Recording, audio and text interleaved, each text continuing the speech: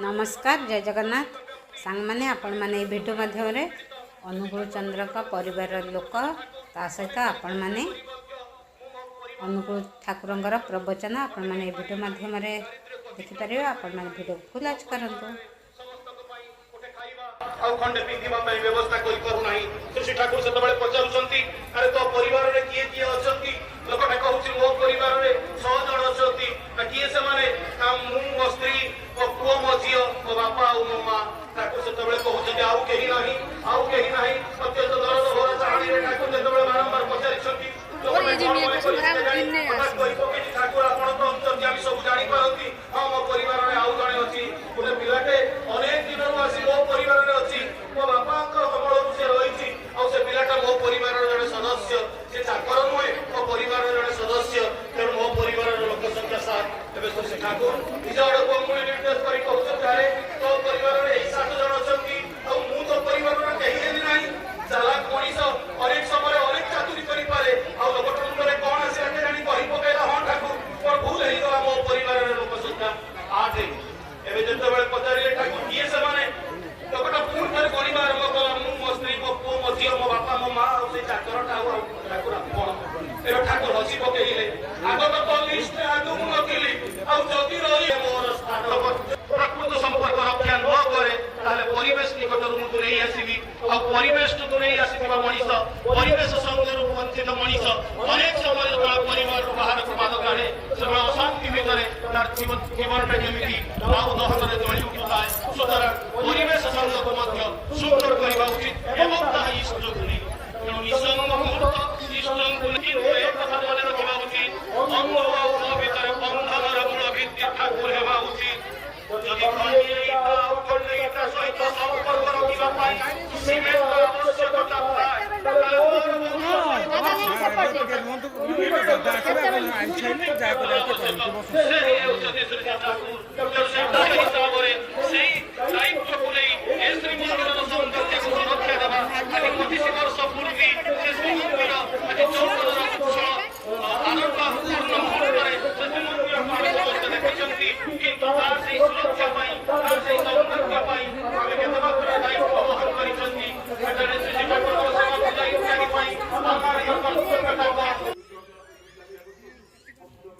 आपण माने ये भिडियो माध्यम अनुकूल चंद्र ठाकुर परिवार लोक मानक देखंतु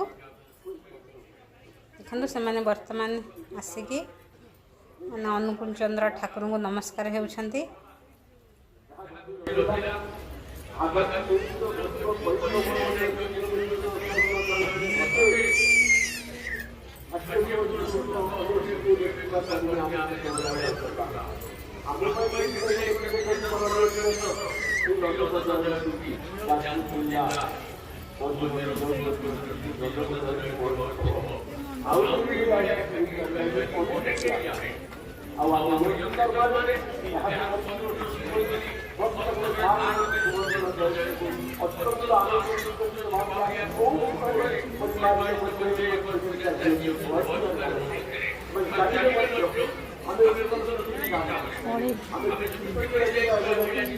पूज्य भाईना उपस्थित अच्छा परम पूज्यपा श्री दादा जन्मतिथि तिथिवार को लक्ष्य कर एक पत्र लिखी कही कृतज्ञ कृतज्ञ जो कृतज्ञतार कथाटा आरंभ करमी कृतज्ञ केमी हवा हुए ओब्लिगेशन टाक आम जमी रोचु ठाकुर ताहा शिखे ना अनेक उच्च अनेक गभीर मुझे पूज्यपा दादा आपण संबंध में यही कथा ही कहले परम कृतज्ञतार चिन्ह से पंडित शास्त्रज्ञ मुख्यमंत्री है बेले से कहले तुम जान विष्णु सहस्र नाम गोटे कथा अच्छी मोर जमी तापरे बहु पथ अतिक्रम कर बुली बुली पद्मा को गले स्नान करने ठाकुर मन में दारुण व्यथा लगिला ठाकुर प्रतिश्रुतिबद्ध हेले जेते दिन जाए यार समाधान करना मु केवल खाली माटी उपर अन्न भोजन करी थाली नुहे पत्र नुहे माटी रे मु अन्न ग्रहण करी मु अयोग्य पुत्र परम योग्यतमर शीर्ष स्थान जी अवस्थान जी आम चिर नमस्य पूज्य अनुसरणीय ସେ କହୁଛନ୍ତି ମୁଁ ଅଯୋଗ୍ୟ ସନ୍ତାନ ମାତ୍ର। ସମୟ ଆସିଲା ସେ ବଡ଼ଦା ହିଁ ଆଗରୁ ବହୁ ଆଲୋଚିତ ହୋଇଛି ଭାଇନା କ୍ଷେତ୍ର। ଆପଣ ଜାଣିଥିବେ ଠାକୁରଙ୍କର ମୁଖ୍ୟତଃ ଯୋଡ଼ିଏ ସେବକ, ଜଣେ ସେବିକା ଆଉ ଜଣେ ସେବକ। ଜଣେ ସେବିକା ଶ୍ରୀ ଶ୍ରୀ ବଡ଼ମା, ଜଣେ ସେବକ ଶ୍ରୀ ଶ୍ରୀ ବଡ଼ଦା। ଏଲା ପ୍ରଥମ ଭକ୍ତ ହିସାବରେ ତାଙ୍କ ପ୍ରଚାର କରି ହିସାବରେ ଯୋଡ଼ିଏ ଲୋକ କେହି ନଥିଲେ, ଗୋଟିଏ ଅନନ୍ତ ଗୋଟିଏ କିଶୋରୀ। ଠାକୁର କହିଲେ ମୋ ପାଖରେ କିଏ ଥିଲା? କେହି ନଥିଲେ। ଜଣେ ଶିକ୍ଷା ଦୀକ୍ଷାରେ ଅତ୍ୟନ୍ତ ନିମ୍ନ, କିଛି ନୁହଁ, ଆଉ ଜଣେ ହେଉଛି ଅତ୍ୟନ୍ତ କୁଖ୍ୟାତ। ଜଣେ ବନିଗଲେ ମହାରାଜ, ଆଉ ଜଣେ ବନିଗଲେ କୀର୍ତ୍ତନର ଋଷି। ଚାଲିଲା ବିପ୍ଳବ। ଯାଇ ହଉ ସେ ପ୍ରସଙ୍ଗ ଅଲଗା। ସମୟ ବଦଳିଲା। ଶ୍ରୀ ଶ୍ରୀ ବଡ଼ଦା କେବଳ ହିଁ ଏକମାତ୍ର ବ୍ୟକ୍ତିତ୍ୱ ଠାକୁରଙ୍କୁ କେବଳ ରାଜି କରେଇ ପାରିଥିଲେ, ମାଟିରେ ନୁହେଁ, ଥାଳିରେ ନହେଲା ନାହିଁ, ଅନ୍ତତଃ କଦଳୀ ପତ୍ରରେ ଟିକେ ଭଜନ କରିପାରିବେ। ଆପଣ ତ ଈଶ୍ୱରଙ୍କୁ ନିବେଦନ ନ କରି କୌଣସି ଜିନିଷ ଗ୍ରହଣ କରନ୍ତି ନାହିଁ। ମାଟିରେ ଥୋଇଥିବା ଜିନିଷଟା ନିବେଦନ କଲେ ସୁନ୍ଦର ହେବନି, ଠିକ୍ ହେବନି। ଏତିକି କେବଳ ଠାକୁର ଗ୍ରହଣ କରିଥିଲେ। ସମୟ ଗଡ଼ି ଚାଲିଲା। ସତ୍ସଙ୍ଗ ନିଜସ୍ୱ ଅର୍ଜନରେ ଜମି କ୍ରୟ କଲା। ମାତା ମନମୋହିନୀ ଦେବୀ ସେହି ପଥ ଦେଇ ପୁଣି ପଦ୍ମାକୁ ସ୍ନାନ କରିବାକୁ ଯିବାକୁ ସମର୍ଥ ହେଇ ଉଠିଲେ। ସେତିକି ବେଳେ ଠାକୁର କୃତଜ୍ଞତା ପ୍ରକାଶ କଲେ କାହା ପ୍ରତି? ଚରମ ଅପମାନ ବ୍ୟଥା ଯାହାଠାରୁ ପାଇଥିଲେ ତାଙ୍କ ପାଖରେ। ସେ ଲଜ୍ଜିତ ହୋଇଗଲେ ଏବଂ କହିଥିଲେ, ଇଏ କ'ଣ କହୁଥିଲେ କି ନା ନା, ଅସମର୍ଥ ସନ୍ତାନକୁ ଆପଣ ସମର୍ଥ କଲେ, ମୋତେ ସୁଯୋଗ ଦେଲେ ମାତୃସେବା କରିବା ପାଇଁ, ଯାହାଫଳରେ ଏଇଟିକୁ ମୁଁ ମୋ ପାଇଁ କରିପାରିନି। ମୁଁ ଆପଣଙ୍କ ପାଖରେ କୃତଜ୍ଞତା ଜ୍ଞାପନ କରୁଛି। କି ପ୍ରକାରର କଥା ହେଇପାରେ ଆଚରଣ? ଆକୁ କହନ୍ତି କୃତଜ୍ଞତା। ଅଭାବ ଦିନରେ ଛୋଟ ଶିଶୁ, ପିତା ଚରମ ଭାବରେ ଅସୁସ୍ଥ, ହାତରେ ପଇସା ହିଁ ନାହିଁ। ଶିଶୁ ମନ ବ୍ୟାକୁଳିତ ହୋଇଗଲା ପିତାଙ୍କର ସୁସ୍ଥତା କାମନା କରିବା ପାଇଁ। ଭିକ୍ଷା କରିବା ଦେଖି ନିକଟସ୍ଥ ଜମିଦାର ତାଚ୍ଛଲ୍ୟପୂର୍ଣ୍ଣ ଭାବରେ ଅଧୁଲିଟିଏ ଦେଇଥିଲେ। ତାକୁ ନେଇ ଠାକୁର ପିତୃସେବା କରି ସୁସ୍ଥ କରି ତୋଳିଥିଲେ ତାଙ୍କୁ। ଏବଂ ପରେ ଯେତେବେଳେ ତାଙ୍କୁ କୃତଜ୍ଞତା ଜଣେଇଲେ, ସମସ୍ତେ କହିଲେ ଠାକୁର ଆପଣଙ୍କୁ ଏତେ ତାଚ୍ଛଲ୍ୟ କରିକି ଏଇ ଲୋକଟା ଏଇ ଦେଇଥିଲା, ଆପଣ ତାକୁ ନା ନା, ସେଇ ସୁଯୋଗ ଦେଲା ମୋତେ ପିତୃସେବା କରିବା ପାଇଁ। ମୋ ପିତୃସେବା ପାଇଁ ସେହି ଦାୟୀ, ଅଥଚ ତାଙ୍କୁ ମୁଁ କୃତଜ୍ଞତା ଜଣୁଛି। ସେ ବି ଲଜ୍ଜିତ ହୋଇଗଲେ।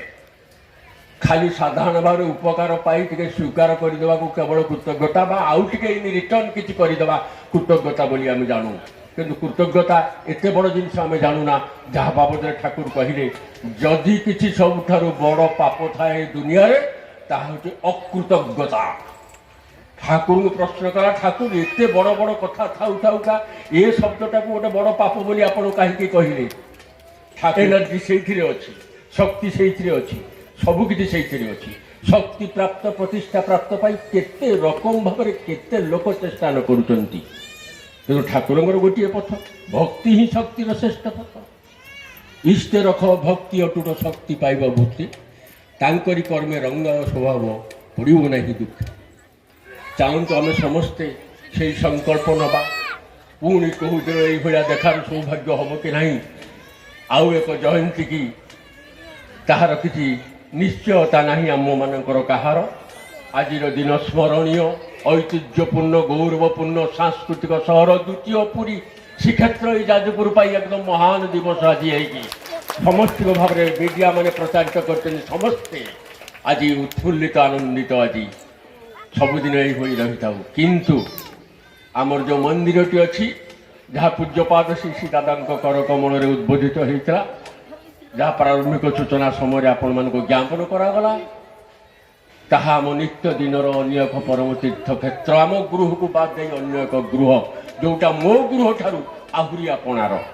ଏତିକି ଯଦି ଫିଲିଂ ଥାଏ ତାହେଲେ ମନ୍ଦିରକୁ ଚିର ସମୁଜ୍ଜଳ ରଖିବା, ତା ପରିସ୍ଥିତି ପରିବେଶକୁ ସ୍ୱଚ୍ଛ, ସୁନ୍ଦର, ଆକର୍ଷଣୀୟ କରି ତୋଳିବା ଏବଂ ତାରି ଭିତରେ ଦେଇକରି ଆମ ଗୃହ ବି ସ୍ୱଚ୍ଛ ହେବ, ଆମ ଗୃହ ବି ପରିଷ୍କୃତ ହୋଇଥିବ। ସ୍ୱଚ୍ଛତା ଅଭିଯାନ ଭାରତ ବର୍ଷରେ ଯାହା ଚାଲୁନା କାହିଁକି, ଆମେ ଯଦି ନିଜ ଗୃହ ନିଜ ମନ୍ଦିରକୁ ସ୍ୱଚ୍ଛ ରଖିପାରିବା ନାହିଁ, ଭାରତକୁ ବି ସ୍ୱଚ୍ଛ ରଖିବାର କୌଣସି ପ୍ରକାର ଉପାୟ ନାହିଁ। ତେଣୁ ଦୃଢ଼ ସଂକଳ୍ପର ସହିତ ଆଜି ଏଠାରୁ ବିଦାୟ ନେବା। ଉତ୍ସବ ସମାପନ ଆଡ଼କୁ ଯାଉଛି, ଧର୍ମସଭା ସମାପନ ଆଡ଼କୁ ଯାଉଛି। ଧର୍ମର ଅର୍ଥ କ'ଣ ଜୀବନର ଅର୍ଥ କ'ଣ ସେ ବହୁ ବ୍ୟାଖ୍ୟା ବହୁ କଥା ସହଜ ଭାବରେ ଏତିକି କହିବି ଆପଣମାନେ କ'ଣ ଲାଭ କରିଛନ୍ତି ଆମେ ଜାଣୁନା ଆମେ ବା ମୁଁ ଆପଣଙ୍କ ପାଖକୁ ଏଠି ଆସି ମୁଁ ମୋର କୃତଜ୍ଞତା ଜ୍ଞାପନ କରୁଛି ଅଜସ୍ର ଭକ୍ତ ସମାଜ ସମ୍ମୁଖରେ ଯେ ଆପଣମାନେ ଆମକୁ ଏଇ ଆନନ୍ଦ ଉପଭୋଗ ଦେବାର ପରମ ସୁଯୋଗ ଦେଲେ ପରମ ପିତା ଆପଣଙ୍କର ମଙ୍ଗଳ କରନ୍ତୁ ଠାକୁରଙ୍କୁ ଧରି ସପରିବେଶ ଆପଣ ଚାଲନ୍ତୁ ସପରିବେଶ ସାର୍ଥକ ହୋଇ ଉଠନ୍ତୁ ପ୍ରତ୍ୟେକଟି ଗୃହେ ଗୃହେ ଯାଇ ଇଷ୍ଟ ପ୍ରତିଷ୍ଠା କରି ଚାଲିବାର ଯାହାର ଅନ୍ୟ ନାମ ହେଉଛି ଡିପି ୱାର୍କ ମୁଁ ବହୁ ଜାଗାରେ କହିଛି ସମ୍ପୂର୍ଣ୍ଣ ନୂତନ ଏକ କଥା ନୁହେଁ ନିଜେ ଅଭିନ ବାବୁ ସେଟା କହିଛନ୍ତି ଠାକୁରଙ୍କ ଦେଇଥିବା କଥାକୁ ଗୋଟେ ଷ୍ଟ୍ରିମ୍ ଲାଇନ୍ କରିବା ମଣିଷ ସହିତ ମଣିଷର ସମ୍ପର୍କ କରିବା ଗୃହେ ଗୃହେ ଯିବା